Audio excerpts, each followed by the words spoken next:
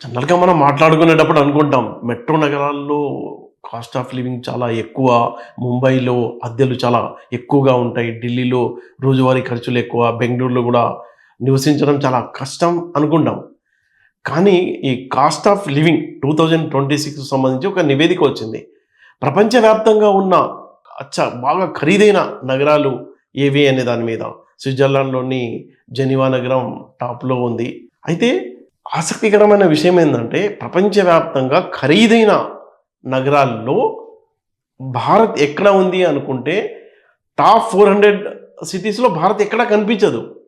ముంబైలో ర్యాంక్ 445 ఉంది. ఇక హైదరాబాద్ చూస్తే 459 ర్యాంక్ ఉంది. అంటే ఖరీదైన నగరాల్లో ఒక 400 జాబితా గనుక మనం చూసుకున్నట్లయితే భారత్ ఎక్కడా లేదు. అంటే మనం అనుకున్నట్టు ముంబై, ఢిల్లీ ఇవి ఖరీదుగా అనిపించినప్పటికీ ప్రపంచంతో కంపేర్ చేసుకుంటే చాలా చౌకైన దేశంగా భారత్ ఉంది. అంటే ఇక్కడ అద్దెలు తక్కువగా ఉంటాయి. రవాణా ఖర్చు, ఇతర ఖర్చులు, కిరాణా ఖర్చులు తక్కువగా ఉండటంతో బెస్ట్ ఆప్షన్. హాయిగా అంటే నాణ్యమైన లైఫ్ బతకడానికి ఇండియాలో అవకాశం ఉంది. అంటే ఖరీదైన 400 పట్టణాల్లో భారత్ లేకపోవడం 400 తర్వాతే 445 దగ్గర ముంబై, 449 దగ్గర మన హైదరాబాద్ ఉంది. ఇక 2 తెలుగు రాష్ట్రాల్లో ఉన్న ఇతర నగరాలు కనుక చూసుకున్నట్లయితే విజయవాడ గానీ, విశాఖపట్నం గానీ, తిరుపతి ఆ పేర్లు ఎక్కడ కనిపిలా. అంటే ఇంకా అక్కడ కాస్ట్ ఆఫ్ లివింగ్ తక్కువ అన్నమాట. అయితే ముంబై కనుక మనం చూసుకున్నట్లయితే ముంబైలో ఒక వ్యక్తికి ఖర్చు రూ. 27,300. నలుగురు గనుక వ్యక్తుల ఖర్చు చూసుకున్నట్లయితే అంటే ఒక ఫ్యామిలీకి రూ. 98,000 అవుతుందని ఒక అంచనా. అంటే ఈ నివేదికలో మనకు వచ్చిన సారాంశం.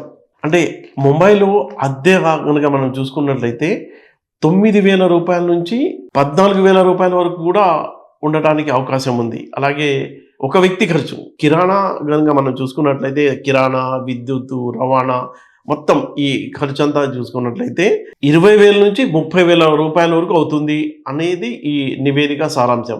ఇక ఏ ఏ నగరాల్లో ఎంత డబ్బుతో అంటే ఉండొచ్చు అని ఆ అంశాన్ని కూడా మనం పరిశీలిస్తే ముంబైలో రూ. 30,000 నుంచి రూ. 68,000 వరకు ఖర్చు అవుతుందట.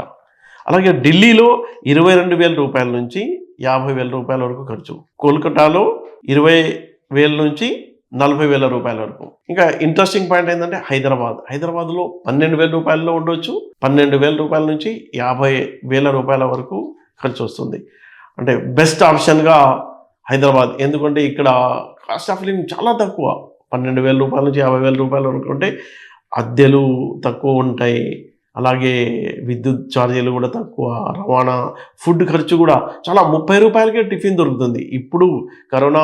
ఇప్పుడు ఏదైతే ఈ గ్యాస్ సమస్య ఉందో కరోనా అప్పుడు చూసాం మనం. గ్యాస్ సమస్యతో ఇప్పుడు చూస్తున్నాం. ఇప్పుడు కొంత ఇబ్బంది ఉండి కొంత రేట్లు పెరిగినప్పటికీ టోటల్గా చూసుకున్నట్లయితే హైదరాబాద్లో కాస్ట్ ఆఫ్ లివింగ్ చాలా తక్కువగా ఉంటుంది. ఇక్కడ నివాసం ఉండటానికి బెస్ట్ ప్లేస్గా కూడా చాలామంది వివిధ ప్రాంతాల నుంచి ఎన్ఆర్ఐలు కూడా వస్తూ ఉంటారు ఇక్కడ నివాసం ఉండడానికి. గతంలో కూడా మనం చూసాం పెద్ద పెద్ద వాళ్ళు కూడా ఇక్కడ ప్లాట్లు తీసుకొని ఇక్కడే స్థిర నివాసం ఏర్పాటు చేసుకున్నారు. దేనికంటే ఇక్కడ వాతావరణం కూడా అనుకూలంగా ఉంటుంది. మెట్రో సిటీ, మధ్యస్థ ఖర్చు ఉంటాయి కాబట్టి హైదరాబాద్ నగరం బెస్ట్ ఆప్షన్గా పెట్టుకుంటున్నారు. ఇక మనం చూసుకున్నట్లయితే ఇండియాలో చౌకైన నగరాలు ఇంకేమున్నాయి. ఇప్పుడు హైదరాబాద్ గురించి మనం మాట్లాడము. కోయంబత్తూర్ అయితే అత్యంత చౌకైన నంబర్ 1 ప్లేస్. అంటే ఏదైతే ఈ కాస్ట్ ఆఫ్ లివింగ్ 2026 నివేదిక ప్రకారం కోయంబత్తూర్ చాలా చౌకైన నగరంగా తర్వాత స్థానం లక్నోకు ఉంది. అలాగే ఇండోర్, జైపూర్, భువనేశ్వర్ టాప్ 10లో ఉన్నాయి ఈ నగరాలు. మనం ఇందాక అనుకున్నట్టు భారతదేశంలో కొన్ని పట్టణాలు చూస్తే చాలా ఖర్చు ఎక్కువ అయిపోతుంది అనుకుంటాం. కానీ టోటల్గా ప్రపంచవ్యాప్తంగా చూసుకున్నట్లయితే ఇవి ఎక్కువ ఖర్చుగా అనిపించినప్పటికీ చాలా చౌకగానే ఉన్నాయి అని ఈ నివేదిక స్పష్టం చేస్తుంది.